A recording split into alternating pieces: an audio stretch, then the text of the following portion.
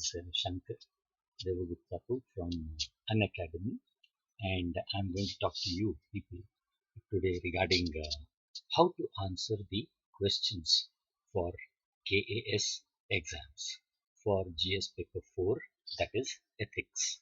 Okay, so welcome to the session and welcome to Unacademy, which, as you know, is India's largest online learning platform. Gives opportunity for us to reach out to a more number of people, which is a great advantage and a great boon. ಒಂದೇ ಸಲ ನಾವು ಸುಮಾರು we can talk to hundreds of students ಈ platform ಇಂದ, and it is also Unacademy, as I said, is also one of the most platforms which is most friendly to students. Let's talk about this as we come during the slides, because the more you talk about Unacademy, the more you would like to listen. Okay, and many of you would have been registered also with Unacademy, right? So, as we said, we are going to talk about today the answer. How is it that you're going to answer? Because General Studies paper 4, that is Ethics, Integrity and Aptitude, is one of the merit ranking papers. Alright, so you need to be very careful when you look at your preparation for answering the questions, because it would mean a lot to your hopes and your career. So let's see, as we saw yesterday, in yesterday's session also I had discussed the question paper in detail. Just to review the couple of points from there, all the questions are compulsory in GS paper 4 in ethics. There is no choice over there. So all the questions are compulsory. In one paper, that was the most recent paper, there were 3 sections with 5 questions per section. Sections 1 and 3 were 2 questions of 20 marks and 3 questions of 15 marks. Section 2, there were 1 question of 20 marks and 4 questions of 15 marks. And then 2014 paper, there were 2 sections, 10 questions in each section and 12.5 marks per question.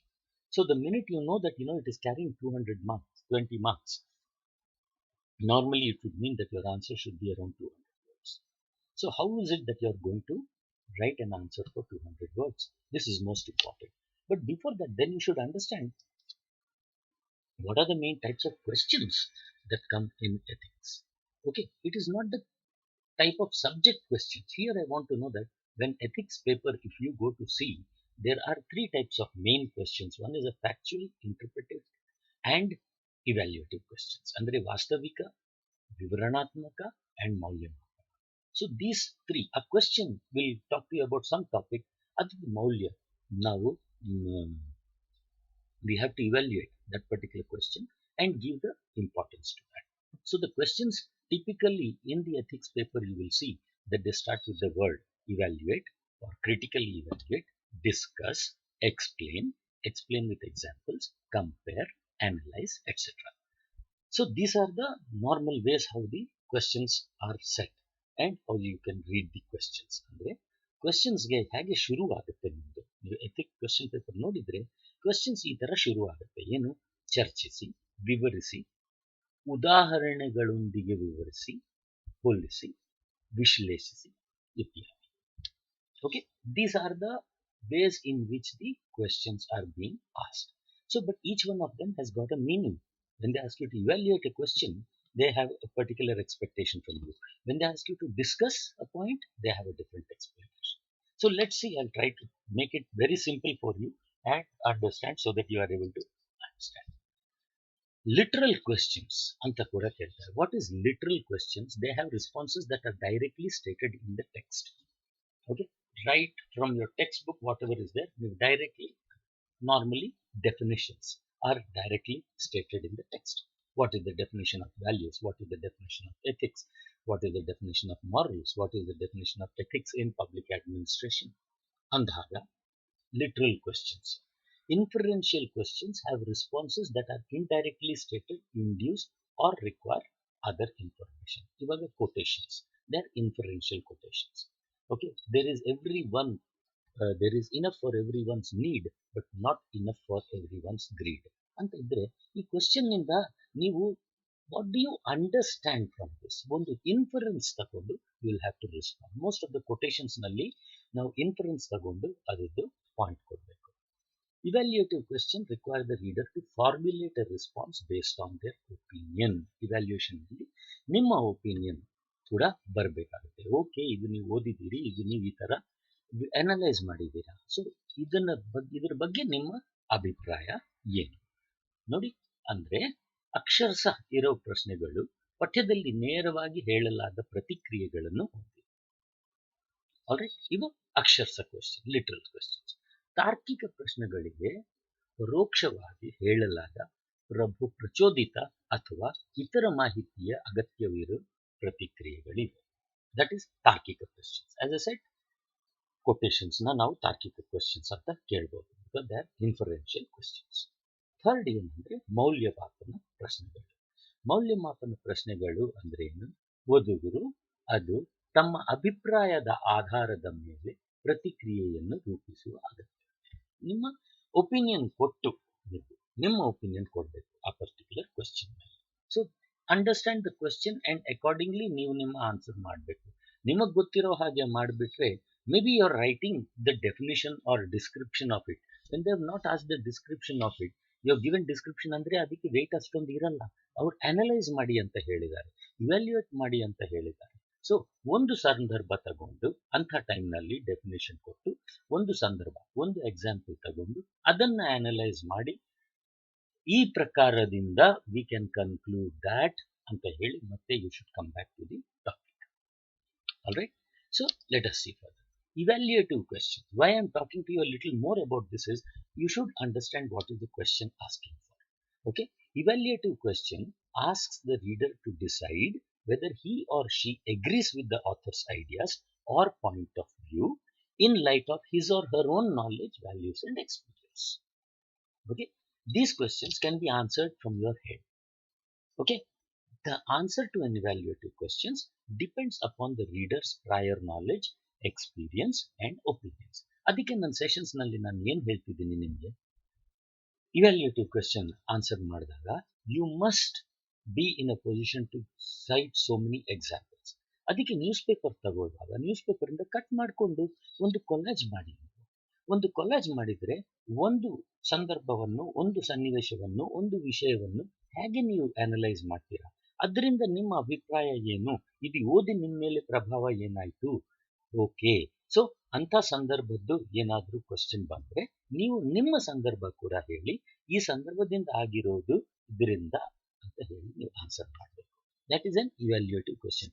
ಅದಕ್ಕೆ it is very important my dear friends, ನೀವು ಎಷ್ಟು general ಆಗಿ ಓದ್ತೀರಾ, that is very very important.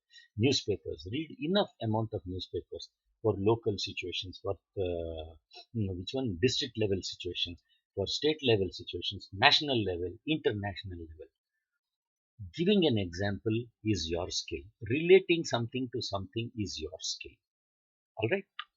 So, ಏನು ಒಬ್ಬ ವ್ಯಕ್ತಿಯ ಸ್ವಂತ ಜ್ಞಾನ, ಮೌಲ್ಯಗಳು ಮತ್ತು ಅನುಭವದ ಬೆಳಕಿನಲ್ಲಿ ಲೇಖಕನ ಆಲೋಚನೆಗಳು ಅಥವಾ ದೃಷ್ಟಿಕೋನವನ್ನು ವ್ಯಕ್ತಿ ಒಪ್ಪುತ್ತಾರೆ ಎಂದು ನಿರ್ಧರಿಸಲು ವ್ಯಕ್ತಿಯನ್ನು ಮೌಲ್ಯಮಾಪನ ಪ್ರಶ್ನೆ ಕೇಳುವುದು.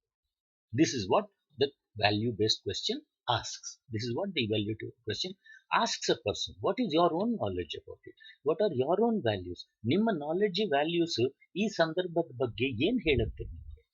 ನಿಮ್ಮ ವ್ಯಾಲ್ಯೂಸ್, ನಿಮ್ಮ ಮೌಲ್ಯಗಳು, ನಿಮ್ಮ ಸ್ವಂತ ಜ್ಞಾನ ಈ ಸಂದರ್ಭದ ಬಗ್ಗೆ ನಿಮಗೆ ಏನು ಹೇಳುತ್ತೆ, ಅದು ಮೌಲ್ಯಮಾಪನ ಪ್ರಶ್ನೆ ಕೇಳ್ತೀವಿ, ಇವ್ಯಾಲ್ಯೂಯೇಟಿವ್. ಈ ಪ್ರಶ್ನೆಗಳಿಗೆ ನಿಮ್ಮ ಮನಸ್ಸಿಂದ ಉತ್ತರಿಸಬಹುದು ಏನೇ ಅಲ್ಲ, ಉತ್ತರಿಸಬೇಕು. ಮೌಲ್ಯಮಾಪನ ಪ್ರಶ್ನೆಗೆ ಉತ್ತರವು ಓದುಗರ ಪೂರ್ವ ಜ್ಞಾನ, ಅನುಭವ ಮತ್ತು ಅಭಿಪ್ರಾಯಗಳನ್ನು ಅವಲಂಬಿಸಿದೆ. So the more you are reading questions, ನೀವು ಎಷ್ಟು ಪೇಪರ್ಗಳು ಓದಿ, ಎಷ್ಟು ಸಂದರ್ಭಗಳನ್ನು ಒಂದೊಂದು ಪಾಯಿಂಟ್ಗೆ you will link it with the different topics in your syllabus. So ನಿಮಗೆ ಅರ್ಥ ಆಗುತ್ತೆ. ಕಮರ್ಷಿಯಲ್ ಜ್ಞಾನ ತಗೊಳ್ಬೋದು, ಪೊಲಿಟಿಕ್ಸ್ ನ್ಯೂಸ್ ತಗೊಳ್ಬೋದು, but only thing make sure that you are not putting a person's name. The other thing is an interpretive question. Interpretive question ಅಂದರೆ ಏನು? ವಿವರಣಾತ್ಮಕ ಪ್ರಶ್ನೆಗಳು. An interpretive question has more than one answer that can be supported with evidence from the text. Interpretive questions keep discussion going on and require the reader to refer back to the text. ಇಲ್ಲ ಅಂದರೆ ಎಲ್ಲೋ ನಾವು we will get lost. So ಒಂದು ವಿವರಣಾತ್ಮಕ ಪ್ರಶ್ನೆಗೆ ಒಂದಕ್ಕಿಂತ ಹೆಚ್ಚು ಉತ್ತರಗಳನ್ನು ಹೊಂದಿದ್ದು ಅದನ್ನು ಪಠ್ಯದಿಂದ ಪುರಾವೆಗಳೊಂದಿಗೆ ಬೆಂಬಲಿಸಬಹುದು.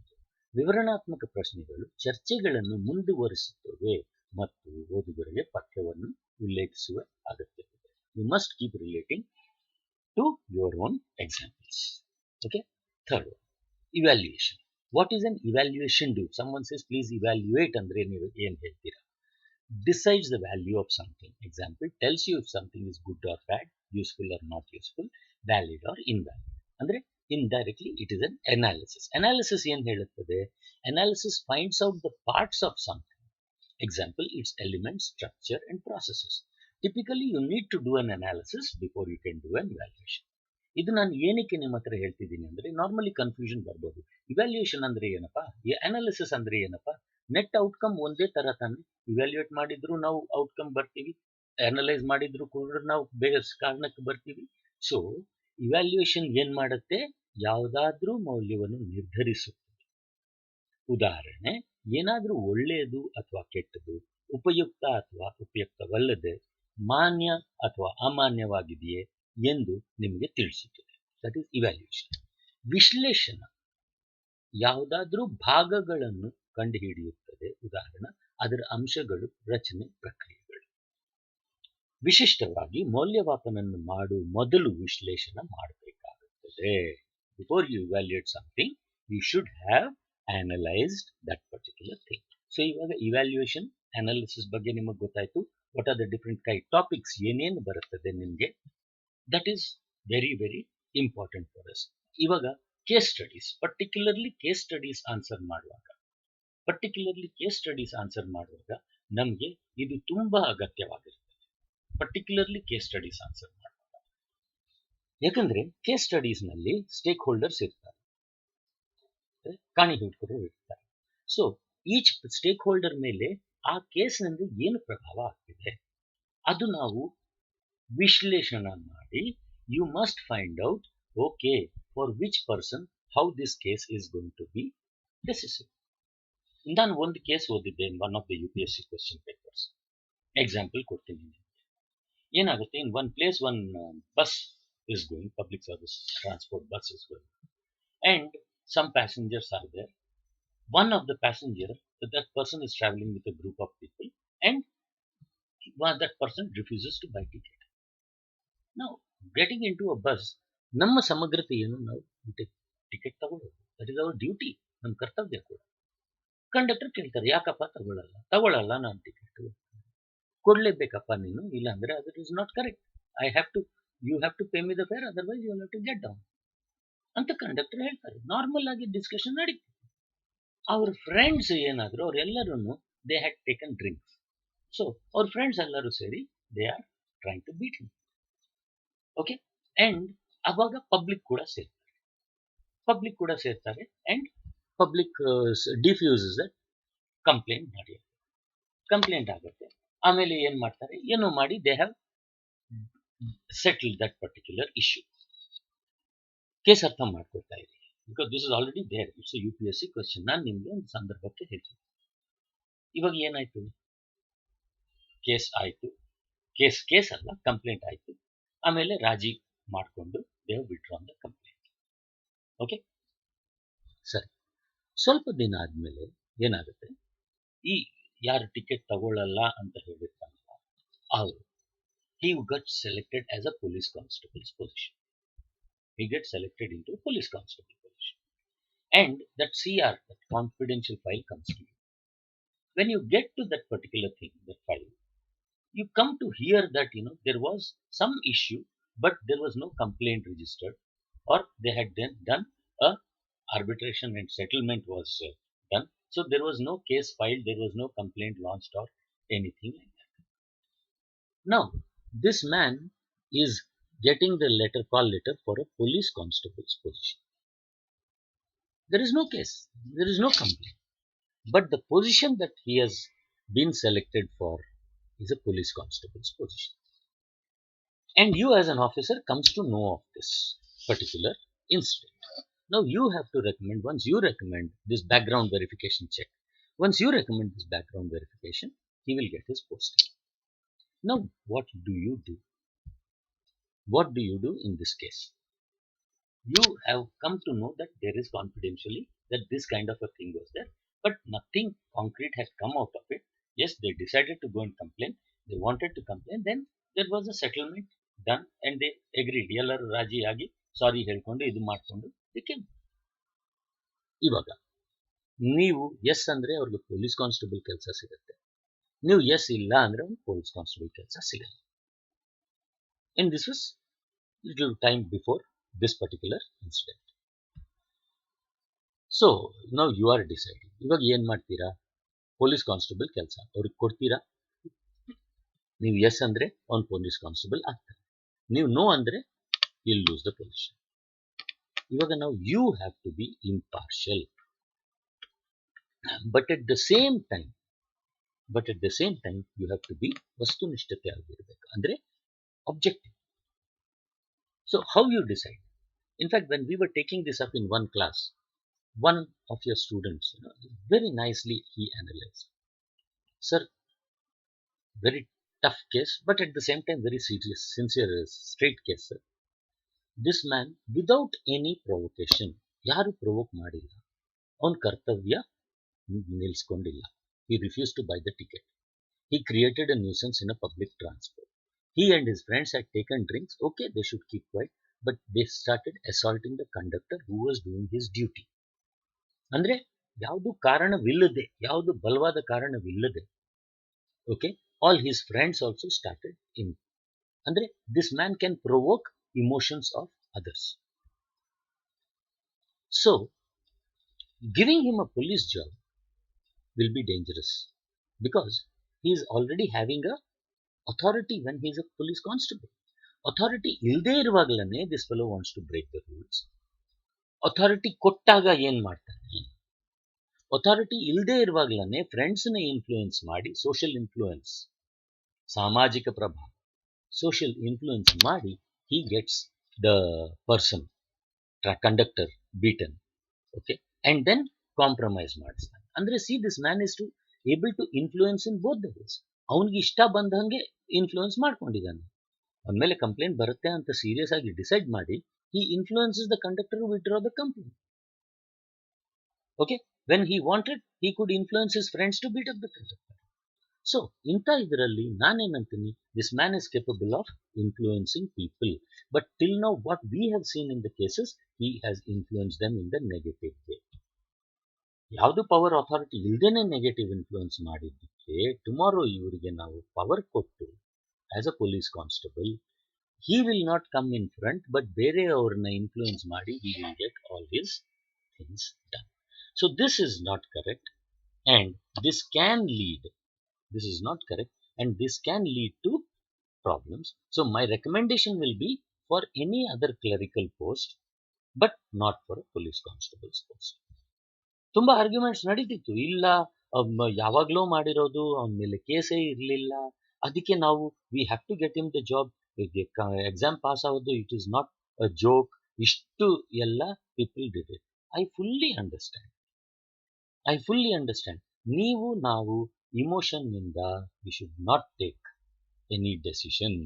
ಭಾವಗಳಿಂದ ಯಾವತ್ತೂ ಪ್ರಭಾವಿತವಾಗಬಾರದು ನಾವು.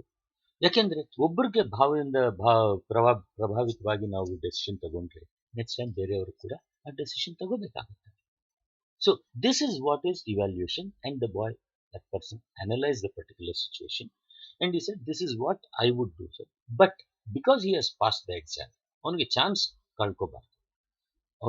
ಕಳ್ಕೋಬಾರ್ದು. ಸೊ ನಮ್ಮ ರೆಕಮೆಂಡೇಶನ್ ನಾವೇನ್ ಮಾಡೋಣ, give him a job of any other kind in this particular grade, because he has passed the exam. Don't have to do injustice to him because of one instance. Injustice ಮಾಡಬಾರ್ದು ನಾವು, and that was before this particular incident that he has written the exam. So let us excuse him and give him a thing that not a police constable job. I will recommend him for some other position in the same grade, because police constable haki kotre he will have authority, and he has shown that he can misuse authority. So student ಹಾಗೆ ಅವರು ಇಷ್ಟು ಚೆನ್ನಾಗಿ evaluate ಮಾಡಿದ್ದಾರೆ ಅಂದ್ರೆ ಯಾವುದಾದ್ರೂ ಮೌಲ್ಯವನ್ನು, ಉದಾಹರಣೆ ಏನಾದರೂ ಒಳ್ಳೆಯ ಅಥವಾ ಕೆಟ್ಟದ್ದು, ಉಪಯುಕ್ತ ಅಥವಾ ಉಪಯುಕ್ತವಲ್ಲದು, ಓಕೆ, and ಯಾವುದಾದರೂ ಭಾಗಗಳನ್ನು ಕಂಡುಹಿಡಿಯುತ್ತದೆ. See how nicely is broken up the case. ಅದು ಭಾಗಗಳನ್ನು ಕಂಡಿಡಿದು ಉದಾಹರಣೆ ಅಂಶಗಳನ್ನು ಮಾಡಿ ರಚನೆ ಮಾಡಿ he has analyzed and he has given the answer. Now it is not to analyze whether it is right or wrong. Please understand, my dear friends. ಇದು ನಾವು ನೀವು ನೋಡುವುದೇನು. It is not to understand whether something is right or whether something is wrong. It is how you are understanding it. When the examiner sees these kind of answers, he knows that you have really used your mind to answer. ನೀವು direct ಆಗಿ ಏನು ಬಂತೋ ಮೈಂಡ್ಗೆ ಅದು ಬರ್ದಿಲ್ಲ. ನೀವು ಮೈಂಡ್ಗೆ ಬಂದಿರೋದನ್ನು ಕೂಡ analyse ಮಾಡಿ ಇಲ್ಲ ಅಂತ ಹೇಳಿದರೆ ಅದಕ್ಕೂ ರೀಸನ್ ಕೊಟ್ಟು ಇದು ಕೊಡಬಹುದು ಅಂತ ಹೇಳಿ ಇನ್ನೊಂದು ಸೊಲ್ಯೂಷನ್ ಕೂಡ ಕೊಡ್ತಿದ್ದೀರಾ. ಅವರು ಸೊಲ್ಯೂಷನ್ ಓರಿಯೆಂಟೆಡ್ ಪರ್ಸನ್ ಅಂತ. That is how you are suppose to evaluate and that is how you are suppose to do. Define ಮಾಡಿ, ಡಿಸ್ಕಸ್ ಮಾಡಿ, ಅದಕ್ಕೆ ಒಂದು ಅನಲೈಸ್ ಕೂಡ ಮಾಡಿ, ವಿಶ್ಲೇಷಣೆ ಮಾಡಿ, then you should do. So ಮೌಲ್ಯಮಾಪನ ಮಾಡೋಕ್ಕೆ ಮುಂಚೆನೆ ನಾವು ವಿಶಿಷ್ಟವಾಗಿ we should compulsorily do the analysis. Before evaluation, analysis is compulsory. Clear ಆಯ್ತಾ ಫ್ರೆಂಡ್ಸ್? ಒಂದು ಎಕ್ಸಾಂಪಲ್ ಕೂಡ ಕೊಟ್ಟಿದ್ದೀನಿ. What he has done? Conductor did right or wrong? Conductor is right. ಅವನು ಸಮಗ್ರತೆಯಿಂದ ಇದ್ದಾನ? ಎಸ್. ಆನೆಸ್ಟಿಯಾಗಿ ಕೆಲಸ ಮಾಡಿದಾನ? ಇಲ್ಲ, ಎಸ್. ಅಂಡ್ ಅವನು he is also ready to make up in case someone else is coming. ಅಂದರೆ ಅವನಲ್ಲಿ ಸ್ವಯಂ ಅರಿವು ಇದೆ ಅಂಡ್ ಸಮಗ್ರತೆ ಕೂಡ. ಅಯ್ಯೋ ಸಾರಿ ಹೇಳ್ತಿದ್ದಾರೆ, ನಾನು ಕೈ ಚಾಚ್ತೀನಿ. So emotionally intelligent conductor. This fellow full of emotions, easy ಪ್ರಭಾವಿತವಾಗ್ತಾನೆ. ಏನು, it could be because of the age or whatever. But ನಾವು ವಯಸ್ಸಿಗೆ ತಕ್ಕಂತ ಇರೋ ಅಂತ ಯಾಕೆ ನಮ್ಗೆ ದೊಡ್ಡವರು ಹೇಳ್ತಾರೆ ಕೆಲವು ಟೈಮ್? ವಯಸ್ಸಿಗೆ ತಕ್ಕಂತ ಇರೋ ನೀನು ಇದು ನಿನ್ನ ಬಿಹೇವಿಯರ್ ಇಲ್ಲ, ನಿನ್ನ ಪ್ರವರ್ತನೆ ಚೆನ್ನಾಗಿಲ್ಲ, I did not expect that you will talk to like this ಅಂತ ಹೇಳಲ್ವೇ? ಹೇಳ್ತಾರೆ. That is the reason. So you need to be very, very cautious and analytical when you're doing this. Okay, that is evaluation. Critical analysis andre it is a subjective writing because it expresses the writer's opinion or evaluation of a text. Nimma abhiprayana ನೀವು ತಿಳಿಸ್ತಿದ್ದೀರಾ critical analysis ಮಾಡಿ. There is critical reading, critical writing anta ಇದೆ. Critical reading is identify the author's thesis and purpose. Critical writing is ನೀವು ಓದಿರೋದನ್ನ how are you going to put it in the form of an acceptable report. That is a critical analysis. ವಿಮರ್ಶಾತ್ಮಕ ವಿಶ್ಲೇಷಣೆಯೇ ವ್ಯಕ್ತಿನಿಷ್ಠ ಬರವಣಿಗೆಯಾಗಿದೆ ಏಕೆಂದರೆ ಬರಹಗಾರನ ಅಭಿಪ್ರಾಯ ಅಥವಾ ಪಠ್ಯದ ಮೌಲ್ಯಮಾಪನವನ್ನು ವ್ಯಕ್ತಪಡಿಸುತ್ತದೆ. Okay, read it once again. ವಿಮರ್ಶಾತ್ಮಕ ವಿಶ್ಲೇಷಣೆಯೇ ವ್ಯಕ್ತಿನಿಷ್ಠ ಬರವಣಿಗೆಯಾಗಿದೆ ಏಕೆಂದರೆ ಬರಹಗಾರನ ಅಭಿಪ್ರಾಯ ಅಥವಾ ಪಠ್ಯದ ಮೌಲ್ಯಮಾಪನವನ್ನು ವ್ಯಕ್ತಪಡಿಸುತ್ತದೆ.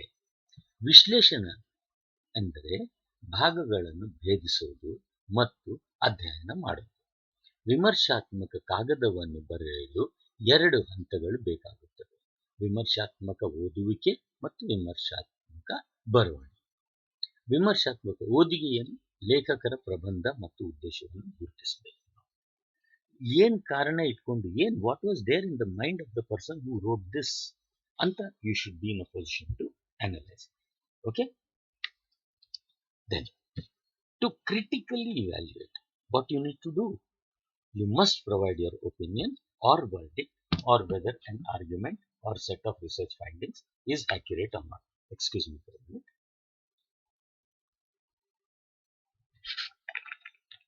Thanks.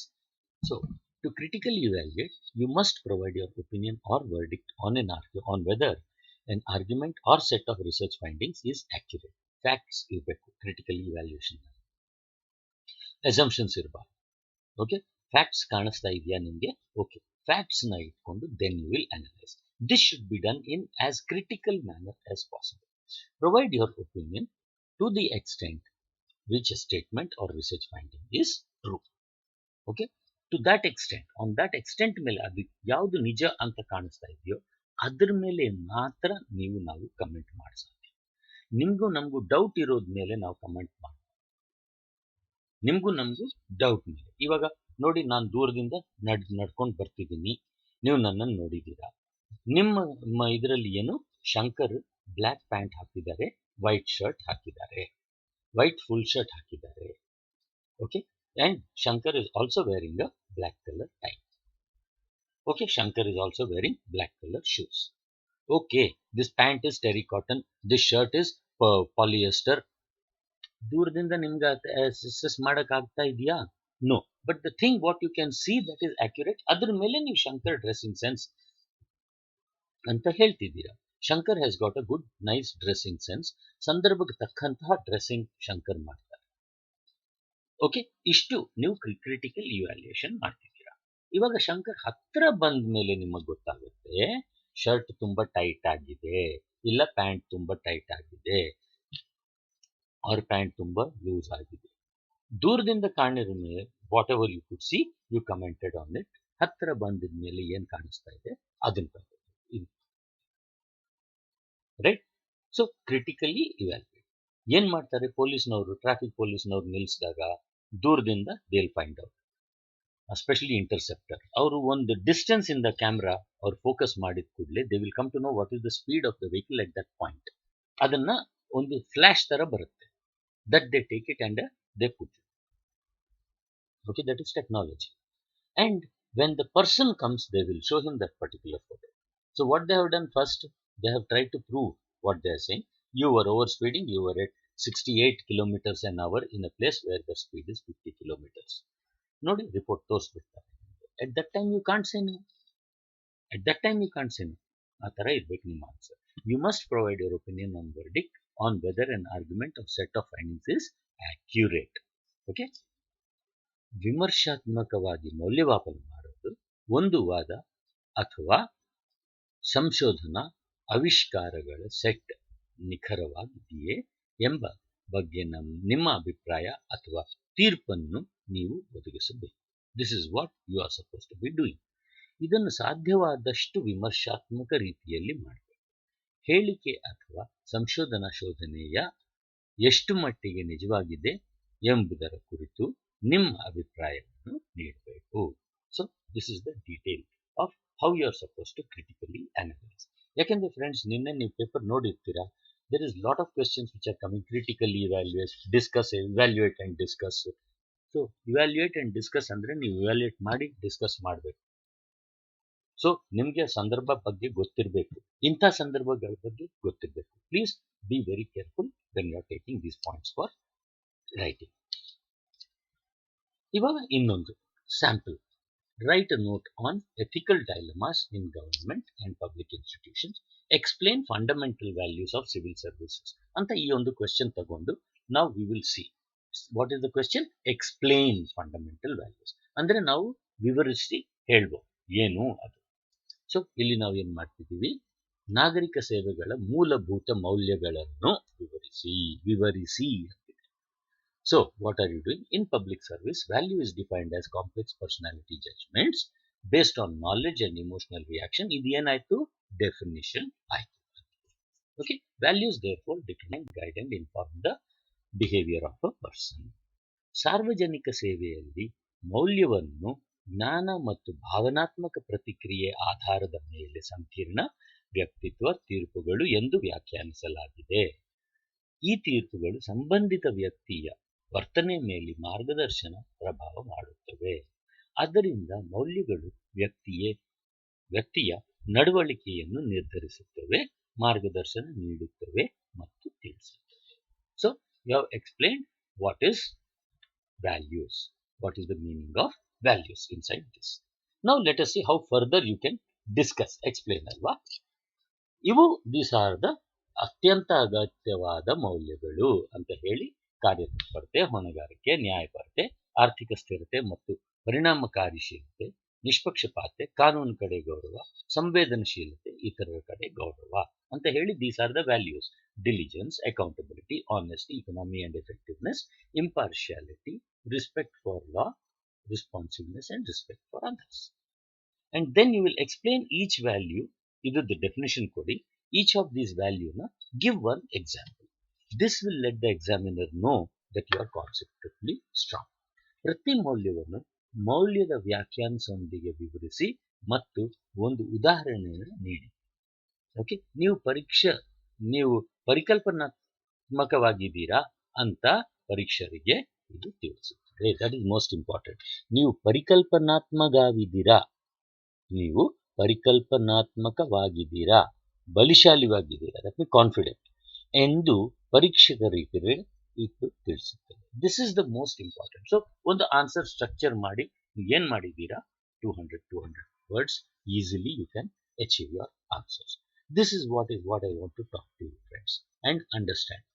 Idu because the title of this question was explain. So ನೀವೇನ್ ಮಾಡಿದ್ದೀರಾ, explaining, and when you are adding an example, conceptually clear ಆಗಿದ್ದಾರೆ, ಯಾಕೆಂದ್ರೆ right example ಕೊಟ್ಟಿದ್ದಾರೆ. Right? So once again, friends, please remember Unacademy to help you crack the Karnataka PSC, India's largest online learning platform. Unacademy. Please join Unacademy. Okay, my referral code is Shankar Live. And you can use this referral code and get a 10% discount. Okay, please see our faculty. These are the faculty who are going to help you to walk out with flying colors in the Kpsc exams. You can see that some of them are having very good experience, and there is always new faculty faces coming up. Most important thing for you young generation is all our teachers are young. All our teachers are young, and all of them, whatever experience they had, they are bringing it to the table. ನಿಮ್ಮ ಜೊತೆಗೆ share ಮಾಡ್ಕೊಂತಿದ್ದೀರಾ. ಯಾಕೆ ಅಂದರೆ ನಮಗೆ ಒಂದು ವರ್ಷ time ಇದೆ ಕಲಿಯೋಕ್ಕೆ, ನಿಮ್ಗೊಂದು ವರ್ಷ ಟೈಮ್ ಇಲ್ಲ, ಬರೀ ಒಂದು ತಿಂಗಳ ಟೈಮ್ ಇರ್ಬೋದು ಅಷ್ಟೇ. So you should not lose out to competition. That is why Unacademy faculty is always there available for you, and we request you to please make use of us whenever you need something. So now for the prelims exam, we have got question series, test series ಅಂತೀವಿ ನಾವು. For all the subjects you've got test series. Maybe ethics ಕೂಡ ನಾವು introduce ಮಾಡ್ತೀವಿ. Okay, because this is the first time we are doing the mains course. So please understand that this is how we are planning the course, so that you know what, ನಿಮ್ಮನ್ನೊಂದು systematic ರೀತಿನಲ್ಲಿ we want to take you to the final test. Okay, that is our idea. So you get this, and some of these MCQ series every Sunday start at 5 p.m. to 7 p.m. And I'm sure even Sunday is a holiday for you. 2 hours in the day ನೀವು ಕೊಡಬಲ್ಲ ಅಲ್ಲ, 2 hours a day ಕೊಡಬಲ್ಲ ಇಲ್ವಾ, ಕೊಡಬಲ್ಲ ತಾನೆ. So you must do it and make yourself more confident to face the Karnataka Public Service Examination. These are some of the testimonials that we receive from our students. Okay, good.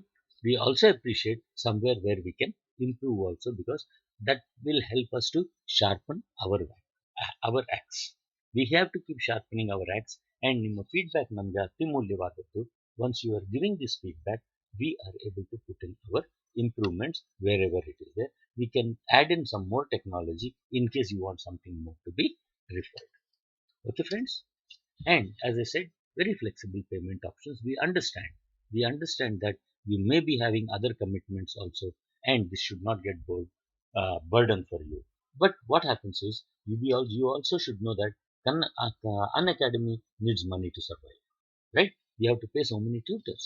We have to give you so many facilities. We have to keep the network up and running. So many things are there. So please do pay your fees on time. And to incentivize you further, we got something as a referral code. Shankar Live is my referral code anta ನಾನು ಹೇಳಿದ್ದೀನಿ ತಾನೆ. So if you put this referral code in this yellow highlighted portion, you will also get a 10% discount. So that is straight away 10% discount you are getting on your subscription to Unacademy.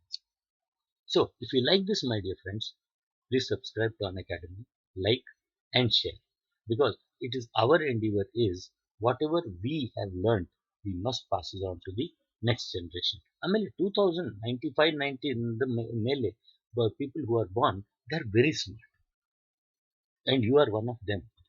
So that is what I want to remind you.